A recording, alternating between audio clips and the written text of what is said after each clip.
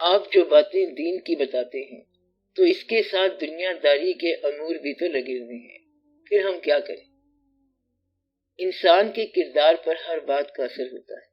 میں یہ کہتا ہوں کہ دنیا کا کام ضرور کرو اور ضرورت کے مطابق کرو، لیکن ایسا کام نہ کرنا جو دین کو نقصان پہنچائے۔ ضرورت دنیا بجا ہے، لیکن ضرورت دنیا ہی دین کی اہمیت کم نہ کرتے۔ لوگ کہتے ہیں کہ آخر کرنا پڑے گا ہمیں، یہ نہ کرنا کہ آپ کو حرام کھانا پڑ جائے۔ یہ بات سمجھ آئی؟ یعنی حرام کمانے والے کے ساتھ نیکی تو کر لو، لیکن خود حرام نہ کھانا۔ یہ خیال رکھنا کہ کہیں کوئی دینی حکم وائلیٹ نہ ہو جائے۔ دنیاوی مجبوریوں کا خیال ضرور رکھو، لیکن دنیاوی مجبوریوں کی بنا پر دینی احکامات کو وائلیٹ نہ کرنا۔ یہ بات یاد رکھنا۔ لوگ کہتے ہیں کہ کام میں نماز مس ہو گئی۔ نماز اگر نہ مس ہو تو بہت بہتر ہے۔ کبھی بہت بڑی مجبوری آ جائے، حادثہ، موت آ جائے تو مصروفیت ہو سکتی ہے، لیکن دین کے احکامات کو نہ چھوڑنا۔ نیکی کرنے کا کوئی موقع نہ چھوڑو۔ عمر میں کوئی بڑا مل جائے تو اس کے ساتھ نیکی کرنا نہ بھولنا۔ کوئی چھوٹا ہو تو اس کے ساتھ احسان کرنا نہ بھولنا۔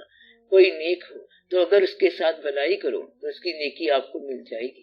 اگر گنہگار مل جائے تو وہی تو وقت ہے نیکی کرنے کا۔ گنہگار کے ساتھ نیکی کرو، کیونکہ آپ کے علاوہ اس سے کوئی اور نیکی نہیں کرے گا۔ تو نیکی کرنے کے بہت سارے موقع ہیں۔ تو اچھے آدمی کے لیے ایوری ٹائم از گڈ، برے کے لیے ہر وقت ہی برا ہے۔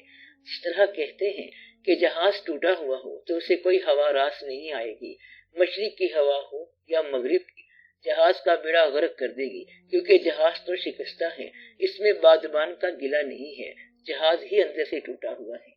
اسی طرح جس آدمی کا دل ٹوٹ جائے اسے کوئی ہوا راس نہیں آتی، نہ سردی راس آتی ہے، نہ گرمی راس آتی ہے، نہ مال اور نہ دولت، کیونکہ اس کا دل ٹوٹ گیا ہے، اس کا محبوب ہی چلا گیا ہے۔ اب اس کے لیے کیا رہ گیا؟ بلبل نے آشیانے چمن سے اٹھا لیے، اس کی بلا سے پھول رہے یا ہما رہے۔ جب آنکھیں ہی غائب ہو گئیں تو گلاب کو کیا کریں؟ ناک بند ہو جائے تو خوشبو کس کام کی؟ تو دعا کرو کہ وقت کے اندر ہی بات حاصل ہو جائے۔ آرزو پوری ہونی ہے تو وقت کے اندر ہی پوری ہو جائے، ورنہ آرزو چھوڑنے کا حوصلہ مل جائے۔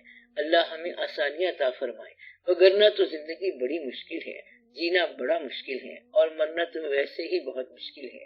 یا اللہ تو آسانیاں عطا فرما۔ مجھے یہ مسئلہ رہتا ہے کہ ڈپریشن ختم نہیں ہوتی، یہ کیا ہوتی ہے اور کیوں ہوتی ہے؟ دیکھو، یہ مسئلہ پریکٹیکل ہے کہ ڈپریشن کیوں ہوتی ہے اور کیسے ہوتی ہے۔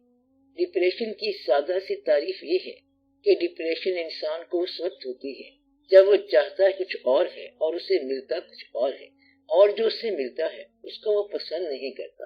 تو دو چیزیں ہوتی ہیں جو ڈپریشن کا باعث بنتی ہیں، ایک تو یہ ہے کہ پسند نہ ملے، اور دوسری یہ کہ ناپسند مل جائے، یعنی وہ جو چاہا وہ نہ ملا اور جو ملا وہ پسند نہیں ہے۔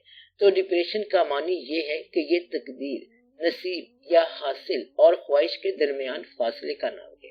اور جب ڈپریشن کی عادت بن جائے اور اس کا تجربہ ہو جائے تو پھر ہوا تیز چلے تب بھی ڈپریشن ہوتی ہے، اور ہوا بند ہو جائے تب بھی ڈپریشن ہوتی ہے۔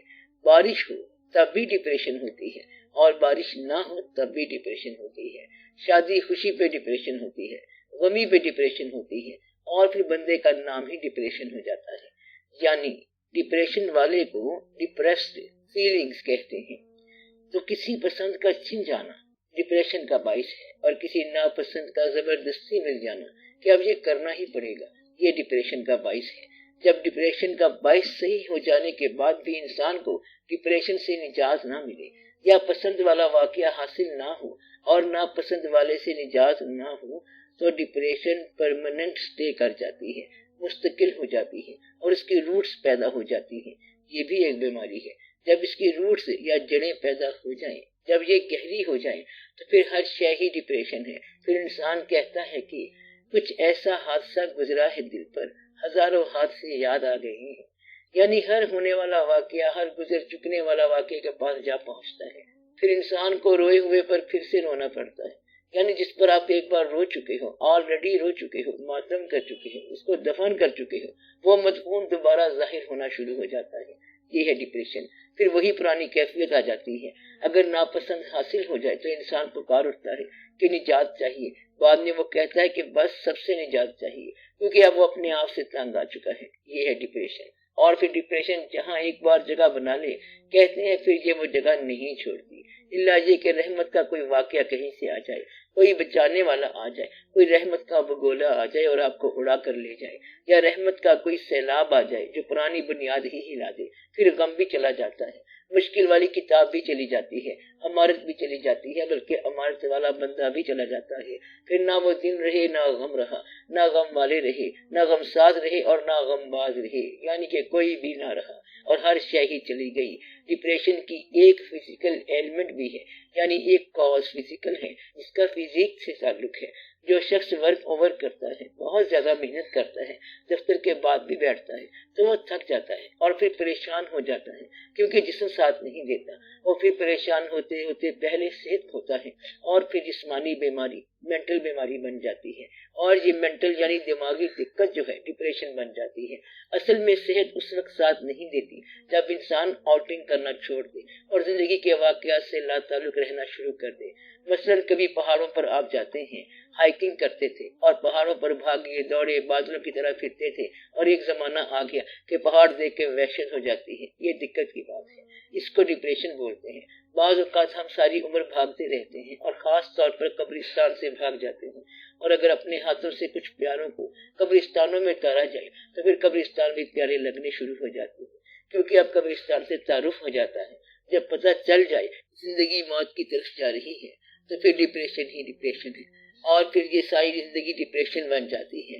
وہ جن کے بغیر زندگی میں گزر نہیں ہوتا تھا، اب ساری عمر ان کے بغیر گزر کرنا پڑ جائے گی۔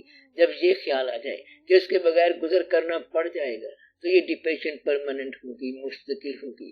اگر کوئی سے دو شخص ہوں اور آپ ان کو 5 گھنٹے کے لیے ڈیٹین کر لیں، ان میں سے ایک شخص کو کہیں کہ تمہیں 5 گھنٹے کے بعد چھوڑ دیا جائے گا، اور دوسرے کو کہیں کہ تمہیں ریلیز کرنے کا بھی پتہ نہیں ہے، تو جس کو پتہ ہوگا کہ 5 گھنٹے بعد رہا ہو جانا ہے، وہ اگر 6 گھنٹے بھی قید میں رہے تو اسے کچھ نہیں ہوگا، اور جسے یہ معلوم نہیں کہ کب رہا ہونا ہے، وہ 5 گھنٹے سے پہلے ہی مر جائے گا۔ حالانکہ دونوں کے 5 گھنٹے ہیں، لیکن جس کے پاس ہوپ نہیں یا امید نہیں وہ مر جائے گا۔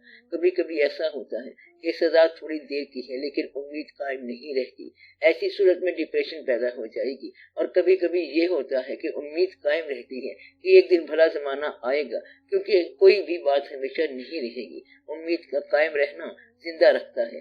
میاں محمد بخش صاحب رحمۃ اللہ نے ایک شعر کہا ہے کہ کی ہویا جے میں قیدی ہویا تے سدا نہ قیدی رہنا، ایک دن داتا مہر کرے سی تے رل سنگتاں دے بہنا، یعنی کیا ہوا اگر میں قید ہو گیا ہوں لیکن سدا قید میں نہ رہوں گا، کیونکہ ایک دن اللہ کی مہربانی سے پھر دوستوں میں جا ملوں گا۔ A time will come when I will be out of it، ایک وقت ایسا آئے گا جب میں اس سے نکل جاؤں گا۔ تو اگر ہوپ ختم ہو جائے تو چھوٹی بات بھی گوارا نہیں ہوتی۔ ڈپریشن کا سب سے بڑا کاز جو ہے وہ ہوپ لیسنس ہے، یعنی نا امیدی ہے۔ اس کو پیسیمزم یا کنوزیت بھی کہتے ہیں۔ جس شخص کو کسی پر بھروسہ نہ ہو بلکہ اپنے نصیب پر بھی بھروسہ نہ ہو، وہ آدمی ڈپریشن کا شکار ہو جاتا ہے۔ ایسا آدمی زندگی میں مختلف مقامات پر ہوپ یا امید ختم کرتا جاتا ہے اور نا امیدی پھیلاتا رہتا ہے۔ اللہ نے بار بار کہا ہے کہ میری رحمت سے مایوس نہ ہو۔ تو مایوسی جو ہے یہ ڈپریشن کا ایک میجر کاز یعنی بڑا سبب ہے۔